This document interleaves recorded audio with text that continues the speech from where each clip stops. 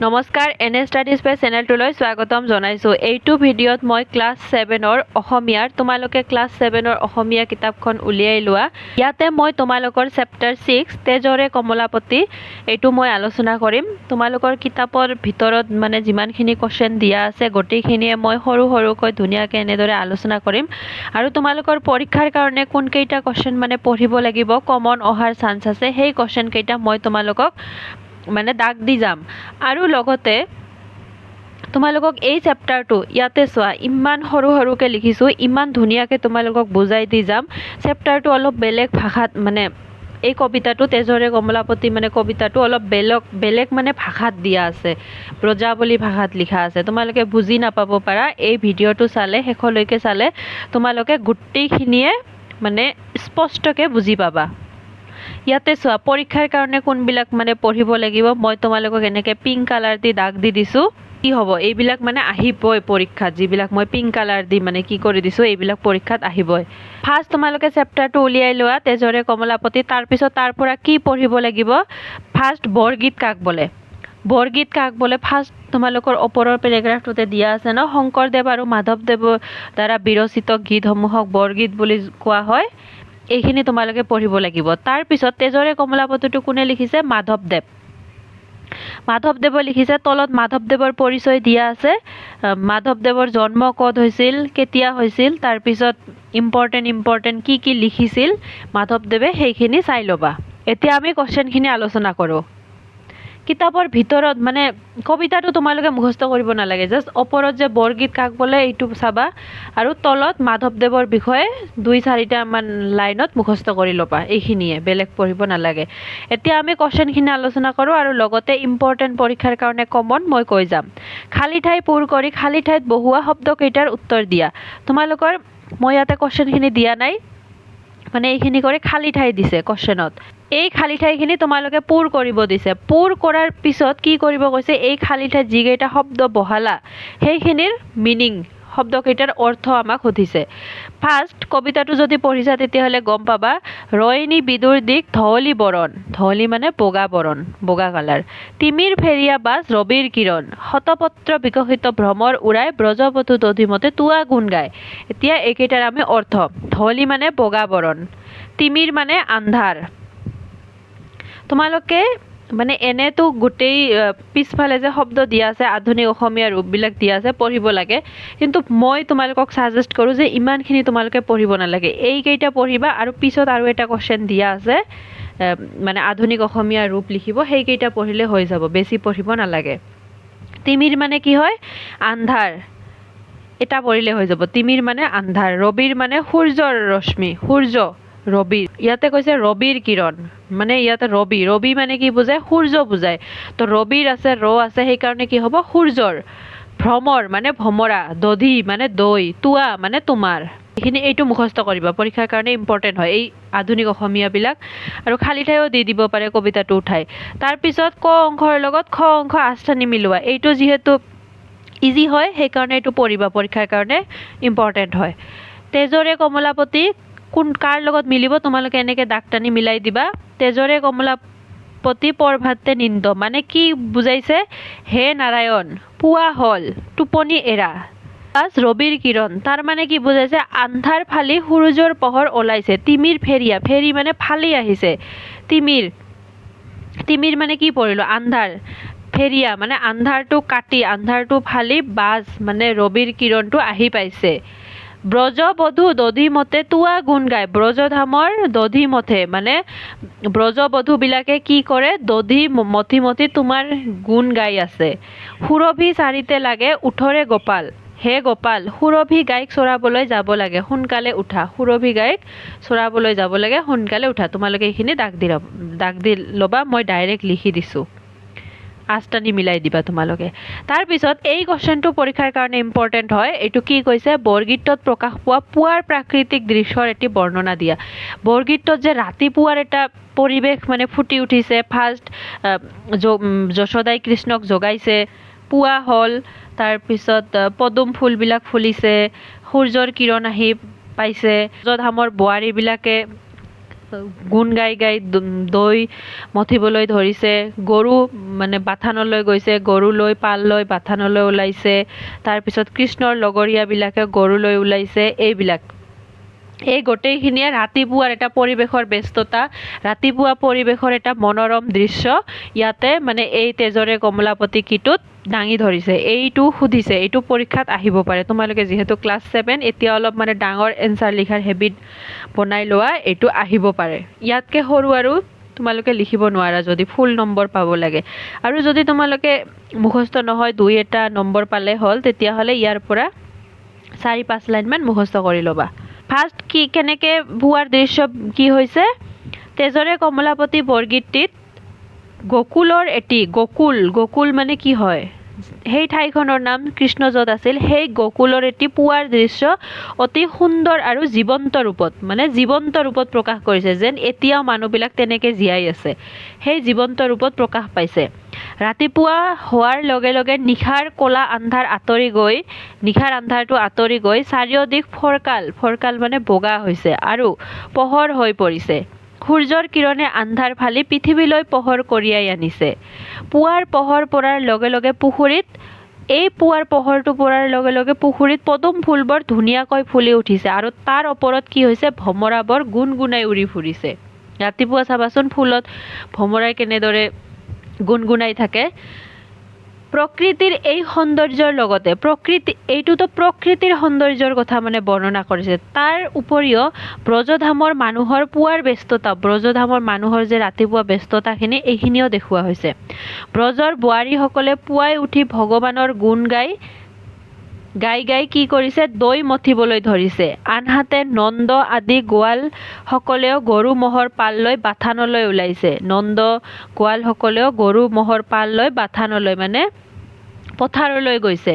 পুৱা হোৱাৰ লগে লগে ক্ষীৰতী গাইবোৰে নিজৰ পোৱালীবোৰলৈ মনত পেলাই হেম্বেলিয়াবলৈ ধৰিছে। যিবিলাক গৰুৱে গাখীৰ দিয়ে, এই গাখীৰ দিয়া গৰুবিলাক নিজৰ মানে পোৱালীবিলাকৰ মানে মনত পেলাই কি কৰি আছে, হেম্বেলিয়াইছে, কান্দিছে। বহুত ধুনীয়াকৈ প্ৰকাশ পাইছে পুৱাৰ এটি দৃশ্য, তোমালোকে মুখস্থ কৰিবা। তাৰপিছত তলত দিয়া প্ৰশ্নবোৰৰ উত্তৰ কোৱা আৰু লিখা। এইবিলাক একেবাৰে শ্বৰ্ট কুৱেশ্যন, মুখস্থ কৰিব লাগিব। মই ইম্পৰ্টেণ্ট যিখিনি এনচাৰ হয় সেইখিনি মই তলত আণ্ডাৰলাইন কৰি দিছোঁ। এইটো এটা শব্দত এনচাৰ হয়। তেজৰে কমলাপতি বৰগীতটিত কমলাপতি বুলি কাৰ কথা কৈছে, তোমালোকে জানাই, ভগৱান শ্ৰীকৃষ্ণৰ কথা। কমলাপতি বুলি ভগৱান শ্ৰীকৃষ্ণৰ কথা কৈছে। তিমিৰ ফেৰিয়া বাছ, আন্ধাৰ ফালে কি ওলায়, আমি অলৰেডি পঢ়িলোঁ, ৰবিৰ কিৰণ মানে সূৰ্যৰ পোহৰ ওলায়। তাৰপিছত নন্দ গেল বাথানে, গোৱাল গেল পাল। ইয়াত বাথান শব্দটোৱে কি বুজাইছে, বাথান শব্দটোৱে গৰু আৰু ম'হৰ খুঁটি বুজাইছে, মানে গৰু আৰু ম'হ য'ত খুঁটি দি বান্ধি থয় সেইটো বুজাইছে। মানে কহয় মাধৱ মাই বুলি কাৰ কথা কোৱা হৈছে, মাতৃ যশোদাক কোৱা হৈছে। ত্ৰিজগতৰ প্ৰতি কোন, হৰি বা ভগৱান শ্ৰীকৃষ্ণ। একেবাৰে সহজ হয়, তোমালোকে জানাই এইকেইটা। তাৰপিছত তলত দিয়া প্ৰশ্নকেইটাৰ উত্তৰ দিয়া। ইয়াত গোটেইখিনিয়ে তোমালোকে পৰীক্ষাৰ কাৰণে মুখস্থ কৰিব নালাগে, মই ইম্পৰ্টেণ্টখিনি কৈ দিম। যশোদাই কৃষ্ণক পুৱা কিয়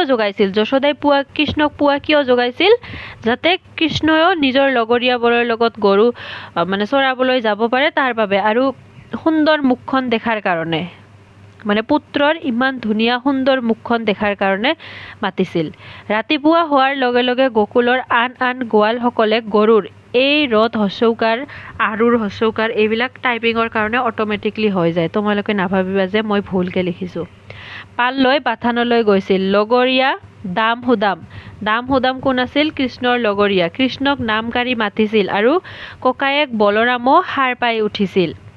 সেয়েহে মৰমৰ পুত্ৰ কৃষ্ণ যাতে শুই থাকি পলম নকৰে আৰু আনৰ দৰে সুৰভি গাই চৰাবলৈ যাব পাৰে, তাৰ বাবে মাতৃ যশোদাই তেওঁক পুৱা জগাইছিল। তাই কৃষ্ণক মৰমতে কি নামেৰে মাতিছিল, এইটো ইম্পৰ্টেণ্ট হয় পৰীক্ষাৰ কাৰণে।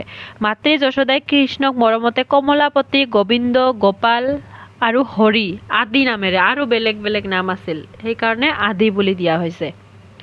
কমলাপতি, গোবিন্দ, গোপাল, হৰি। তাৰপিছত পুত্ৰ কৃষ্ণক যশোদাই কি কথা কৈ টোপনিৰ পৰা জগাবলৈ চেষ্টা কৰিছিল, এইটো পৰীক্ষাৰ কাৰণে পঢ়িবা। কি কথা কৈ জগাবলৈ চেষ্টা কৰিছিল, গমে পোৱা, কৈছে যে ৰাতিপুৱা 10 দিশ মানে চাৰিওফালে ফৰকাল হ'ল, আন্ধাৰ ফালি সূৰ্যৰ পোহৰ ওলাইছে, পদুম ফুলবোৰ ফুলি উঠিছে, ভমৰা উৰিছে, বৰ্জৰ বোৱাৰীসকলে কৃষ্ণৰ গুণ গাই দৈ মথিছে, লগৰীয়া দাম সুদাম নাম কাঢ়ি মাতিছে, বলৰামো সাৰ পাই উঠিছে, নন্দ আৰু আন গোৱালসকল গৰুৰ পাল লৈ গৈছে, গতিকে কৃষ্ণ সুৰভি গাই চৰাবলৈ যাব লাগে। এইটো ইম্পৰ্টেণ্ট হয়, মুখস্থ কৰিবা। কেনেকৈ মাতিছে? ফাৰ্ষ্ট কৈছে যে ৰাতিপুৱাল ফৰকাল হ'ল, আন্ধাৰ ফালি সূৰ্যৰ পোহৰ পাইছে, পদুম ফুলবোৰ ফুলিছে, ভমৰা উৰিছে, তাতে ব্ৰজৰ বোৱাৰীসকলে কৃষ্ণৰ নাম মানে ভগৱানৰ নাম লৈ দৈ মথিছে, লগৰীয়া দাম সুদামেও মানে কৃষ্ণক মাতিছে, বলৰামো সাৰ পাইছে, আৰু বাকী গোৱালবিলাকেও গৰুৰ পাল লৈ গৈছে। সেইকাৰণে কৃষ্ণৰ যে গাই আছে সুৰভি, সেইটোও চৰাবলৈ যাব লাগে। তাৰপিছত এইটো পৰীক্ষাৰ কাৰণে ইম্পৰ্টেণ্ট হয় যে গৰু চৰাবলৈ যাওঁতে কি কি বাদ্যযন্ত্ৰ আৰু খাদ্য বস্তু লৈছিল। বাদ্যযন্ত্ৰ কি কি লৈছিল? 3টা বাদ্যযন্ত্ৰ, শিঙা, বেত আৰু বেণু। বেণু মানে বাঁহী, শিঙা, বেত আৰু বেণু। আৰু খোৱাৰ কাৰণে কি লৈছিল? ক্ষীৰ আৰু লৱণো। ক্ষীৰ, লৱণো আদি এই 2টা খাদ্য বস্তু লৈছিল। ইয়াৰ পৰা 3টা কুৱেশ্যন মুখস্থ কৰিবা তোমালোকে, মই যি 3টা ক'লোঁ। তাৰপিছত এইটো ইম্পৰ্টেণ্ট হয়, কোনে কাক কিয় কৈছিল লিখা। এইটো পৰীক্ষাৰ কাৰণে পঢ়িবা। তেজৰে কমলাপতি পৰভাতে নিন্দ, তেৰি চান্দ মুখ পেশ উঠৰে গোবিন্দ। এইটো কোনে কাক কৈছিল? এই কথাখিনি মাতৃ যশোদাই পুত্ৰ কৃষ্ণক কৈছিল। পুৱা হোৱাতে টোপনিৰ পৰা জগাবলৈ আৰু মৰমৰ পুত্ৰৰ চন্দ্ৰৰ দৰে ধুনীয়া মুখখিনি চোৱাৰ হাবিয়াসতে মাতৃ যশোদাই পুত্ৰক এনেদৰে কৈছিল। মানে এই কথাখিনি কাক কৈছিল? কৃষ্ণক কৈছিল। কোনে কৈছিল? যশোদাই কৈছিল। টোপনিৰ পৰা জগাবলৈ, টোপনি যে ৰাতিপুৱা হৈছে, টোপনিৰ পৰা জগাবলৈ আৰু পুত্ৰৰ চন্দ্ৰৰ দৰে মুখখন মানে ধুনীয়া মুখখন চোৱাৰ এটা আশা আছিল, হাবিয়াস আছিল। এই কাৰণতে মাতৃ যশোদাই পুত্ৰক এনেদৰে কৈছিল। এইটো ইম্পৰ্টেণ্ট হয়। তলত দিয়া পদ কেইভাষী প্ৰসংগ সংগতি দৰ্শাই ব্যাখ্যা কৰা। তোমালোকে কিতাপত চোৱা, এটা ব্যাখ্যা তোমালোকক দেখাই দিছে কেনেকৈ প্ৰসংগ লিখিব লাগে, কেনেকৈ সংগতি লিখিব লাগে, কেনেদৰে ব্যাখ্যা লিখিব লাগে। প্ৰসংগত মই তোমালোকক ইয়াতে বুজাই দিওঁ। প্ৰসংগত কি মানে তাতে বহুত ডাঙৰকৈ দিয়া আছে, তোমালোকে বুজি নাপাব পাৰা, মই তোমালোকক বুজাই দিছোঁ। প্ৰসংগত মানে কি লিখিব লাগিব? এই লাইন 2টা যে দিছে, এই লাইন 2টা কোনটো কবিতাৰ পৰা দিছে, কোনটো কিতাপৰ পৰা দিছে আৰু ইয়াৰ লিখক কোন হয়, সেইটো লিখিব লাগে। ইয়াতে চোৱা, ৰয়নি বিদুৰ দিশ ধৱলী বৰণ, তিমিৰ ফেৰিয়া বাছ ৰবিৰ কেৰণ। এইটো ক'ৰ পৰা দিছে? আমাৰ পাঠ্যপুথিৰ অন্তৰ্গত, মানে তোমালোকৰ পাঠ্যপুথিৰ অন্তৰ্গত মহাপুৰুষ শ্ৰী শ্ৰী মাধৱদেৱ বিৰচিত। এইখিনি তোমালোকে মুখস্থ কৰিবা। ক্লাছ 12লৈকে তোমালোকে এই ব্যাখ্যা লিখিব লাগিব, এনেদৰেই লিখিব লাগিব। উক্ত কথাভাষী আমাৰ পাঠ্যপুথিৰ অন্তৰ্গত মহাপুৰুষ শ্ৰী শ্ৰী মাধৱদেৱ বিৰচিত তেজেৰে কমলাপতি নামৰ বৰগীতৰ পৰা লোৱা হৈছে। এনেকৈ প্ৰসংগ লিখে। তাৰপিছত সংগতি, এই লাইন 2টা কিহৰ কাৰণে কোৱা হৈছে, মানে কি সংগতি, কিহৰ লগত সংগতি ৰাখে, কাৰ লগত মিল থাকে, এই কথাটো কৈছে। মানে কিয় কৈছে, এই লাইন 2টাৰ ওপৰত লিখিব লাগিব। ৰাতিপুৱা হোৱাৰ লগে লগে আন্ধাৰ আঁতৰি গৈ চাৰিওফালে কেনেদৰে পোহৰ বিয়পি পৰিছে তাৰ সুন্দৰ বৰ্ণনা দি মাতৃ যশোদাই পুত্ৰ কৃষ্ণক টোপনিৰ পৰা জগাবলৈ চেষ্টা কৰাৰ প্ৰসংগতে এই অৱতাৰণা কৰিছে। কিহৰ কাৰণে কৈছে, কোনটো সংগতি ৰাখি কৈছে যে ৰাতিপুৱা হোৱাৰ লগে লগে আন্ধাৰ আঁতৰি গৈছে। এই যে চোৱা, ধৱলী বৰণ হৈছে, তিমিৰ ফেৰিয়া, সূৰ্যৰ পোহৰ আহি পৰিছে। এই ৰাতিপুৱা হোৱাৰ লগে লগে যে আন্ধাৰ আঁতৰি গৈ চাৰিওফালে পোহৰ বিয়পিছে তাৰ বৰ্ণনা দি, সেইটোৰ বৰ্ণনা দিবলৈ গৈ মাতৃ যশোদাই পুত্ৰ কৃষ্ণক টোপনিৰ পৰা জগাবলৈ চেষ্টা কৰা প্ৰসংগতে এই কথাটো কোৱা হৈছে। মানে কিহৰ কাৰণে হৈছে, কিহৰ কাৰণে কৈছে, সেইখিনি লিখিব লাগিব। তাৰপিছত এই লাইনটোত কি কৈছে, এইটো অলপ ডিটেইলছভাৱে বৰ্ণনা কৰিব লাগে শেষৰ পেৰেগ্ৰাফটোত, যিটো ব্যাখ্যা। এই ব্যাখ্যাত মানে গোটেই বস্তুখিনি ডাঙৰকৈ লিখিব লাগে। ইয়াতে এই লাইন 2টাত কি কৈছে যে মাতৃ যশোদাই মৰমৰ পুত্ৰ কৃষ্ণক পুৱা শুই উঠিবলৈ আহ্বান জনাই প্ৰকৃতিৰ সুন্দৰ ৰূপটো বৰ্ণনা কৰিছে। যে ফাৰ্ষ্ট মেইন কামটো কি আছিল, যে পুত্ৰক জগাবলৈ। কিহৰ কাৰণে, এইটো কিহৰ বিষয়ে বৰ্ণনা কৰিছে? প্ৰকৃতিৰ সুন্দৰ ৰূপটো। যশোদাই কৈছে যে হে পুত্ৰ, ৰাতিপুৱাল যে পুত্ৰ ৰাতিপুৱাল ৰাতিৰ কলা আন্ধাৰ একেবাৰে আঁতৰি গৈছে আৰু চাৰিওদিশ বগা বা ধল বৰণৰ হৈ পৰিছে সূৰ্যৰ কিৰণে পৃথিৱীৰ বুকুৰ পৰা আন্ধাৰক ফালি পেলাইছে আৰু চাৰিওফালে এক নতুন পোহৰ বিলাই দিছে সেয়েহে আন গোৱাল বালকসকলৰ দৰে কৃষ্ণ এতিয়া টোপনি ত্যাগ কৰি গাই চৰাবলৈ উঠিব লাগে এইখিনি তোমালোকে জানাই সেইকাৰণে তোমালোকে কি কৰিব লাগে এটা কবিতা পঢ়িলে সেইটো মানে মূল ভাৱটো পঢ়িব লাগে যিকোনো ব্যাখ্যা দিলে যাতে সেইখিনি তোমালোকে ইয়াতে কি কৰিব পাৰা বৰ্ণনা কৰিব পাৰা কিন্তু এইখিনিতো সহজ মেইন উদ্দেশ্যটো হৈছে যে যশোদাই কৃষ্ণক মাতি আছিল তাৰ কাৰণে এইবিলাক বৰ্ণনা দিছে যে আন্ধাৰ আঁতৰি গৈছে এতিয়া বগা হৈছে সূৰ্যৰ কিৰণ আহি পৰিছে সেইকাৰণে কৃষ্ণ উঠিব লাগে বাকি গোৱাল বালকসকলে গৰু চৰাবলৈ গৈছে কৃষ্ণও যাব লাগে সেম এতিয়া গম পালা প্ৰসংগ কাককৈ সংগতি কাককৈ ব্যাখ্যা কাককৈ কেনেদৰে লিখিব লাগে সেইটো তোমালোকে ফাৰ্ষ্টৰ ব্যাখ্যাটো মুখস্থ কৰি ল'বা তাৰ পিছৰটো শতপত্ৰ বিকশিত ভ্ৰমৰ উৰাই ব্ৰজবধূ দধিমতে তুৱা গুণ গায় এইটোও তোমালোকে গম পাবা যে শতপত্ৰ পদুম ফুলবোৰ ফুলি উঠিছে তাৰ সূৰ্যৰ পোহৰ পাই পদুম ফুলবোৰ ফুলি উঠিছে তাতে কি হৈছে ভমৰাবিলাক উৰি ফুৰিছে বজ্ৰবধূ দধিমতে আৰু ব্ৰজৰ বধূবিলাকে বোৱাৰীবিলাকে শ্ৰীকৃষ্ণৰ নাম গাই গাই দধি মথি আছে সেম ফাৰ্ষ্টৰ এইখিনিতো সেম হ'ব তোমালোকে লিখিবাই এইখিনিও যে পুৱাৰ এক সুন্দৰ প্ৰাকৃতিক দৃশ্য আৰু গোকুলৰ পৰিৱেশৰ বৰ্ণনা দি গোকুলৰ পৰিৱেশৰ বৰ্ণনা এইখিনি তোমালোকে নিজৰ ইচ্ছাত বনাই দিব পাৰা যে এই লাইন দুটাৰ লগত মিল ৰাখি যে এই লাইনটো কিয় কৈছে তোমালোকে নিজে কি কৰিব পাৰা এই কবিতাটোতে মেইন লাইনটো কি হয় যে যশোদাই কৃষ্ণ পুত্ৰক মানে টোপনিৰ পৰা জগাবলৈ চেষ্টা কৰিছে এইখিনিয়ে লিখি দিবা ইয়াতে মেইন কথাখিনি কি কৈছে যে মাতৃ যশোদাই পুত্ৰ কৃষ্ণক জগাবলৈ গৈ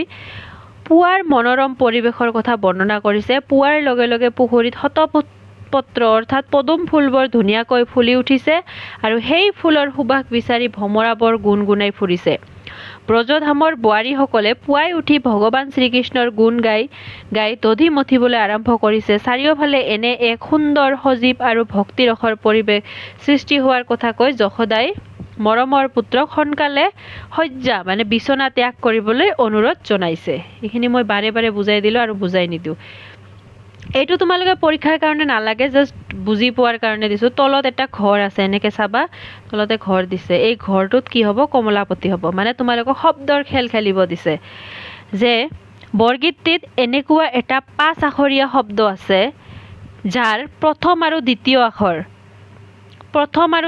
আখৰ মিলি তাকৰ বুজায় মানে কম তাকৰ মানে কম অলপ ইয়াতে চোৱা তোমালোকে কমলাপতিৰ প্ৰথম আৰু দ্বিতীয়টো মিলি কি হয় কম মানে তাকৰ অলপ আৰু দ্বিতীয় আৰু তৃতীয় আখৰ মিলি মাটিৰ পাত্ৰ বুজায় ইয়াতে লিখিবা তোমালোকে দ্বিতীয় আৰু তৃতীয় মলা এই মলাটোৱে কি বুজায় মাটিৰ পাত্ৰ মলা আছে ন এই মলাটো বুজায় তাৰ পিছত প্ৰথম তিনিটা আখৰ কমলা এইটোৱে কি বুজায় টেঙা ফল বুজায় আৰু শেষৰ দুটা আখৰ মিলি পতি মানে কি হয় গৰাকী বা স্বামী বুজায় এই শব্দটো কি হ'ব কমলাপতি তোমালোকে এনেকৈ লাইনৰ শেষত লিখিবা যে মলা কমলা পতি তাৰ পিছত কি কৈছে এতিয়া শব্দটোৰ তৃতীয় আখৰটোৰ পৰা আকাৰ আঁতৰাই দিলে কমলা এইটোৰ পৰা আকাৰ আঁতৰাই দিলে শব্দটো কি হ'ব কমল ঘৰত লিখিবা কমল শেষৰটোত লিখিবা মানে কমল তাৰ পিছত প্ৰথম আৰু তৃতীয় আখৰ মিলি এবাৰ ফল ধৰি মৰি যোৱা গছ বুজোৱা শব্দটো হ'ল প্ৰথম আৰু তৃতীয় ক আৰু ল এবাৰ ফল ধৰি মৰি যোৱা গছ মানে কলগছ কি হয় কল এবাৰ ফল ধৰিলে সেই গছটো মৰি যায় মানে এবাৰে ফল ধৰে সেইটো কি হ'ব কল তাৰ পিছত দ্বিতীয় আৰু তৃতীয় আখৰ মিলি আমৰ ফুল বুজোৱা শব্দটো বুজায়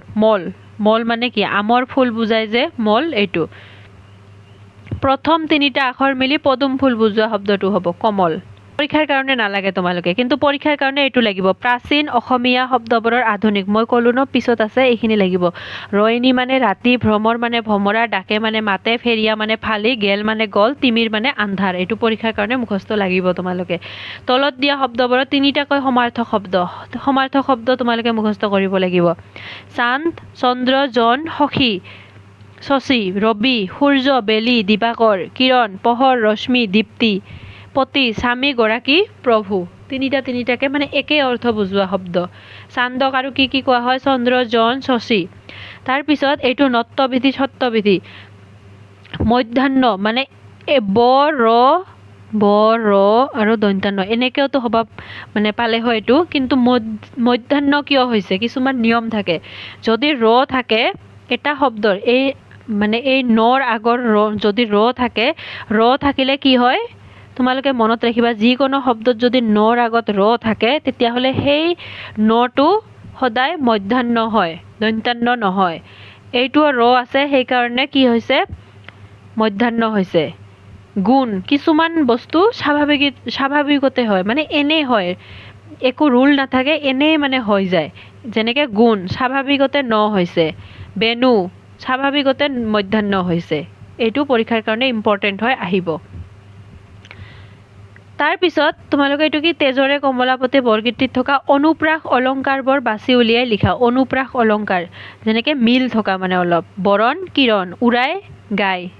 এনেকে তোমালোকৰ এইকেইটা দাগ আছে তাতে লিখিবা যে বৰণ, কিৰণ, উৰাই, গাই, নাম বলৰাম, পাল গোপাল, বেনু ধেনু, তপচাইলা পাইলা। মানে এইটো কি কয়? ৰাইম বুজোৱা শব্দ যে এইটো পৰীক্ষাত নাহে, নালাগে।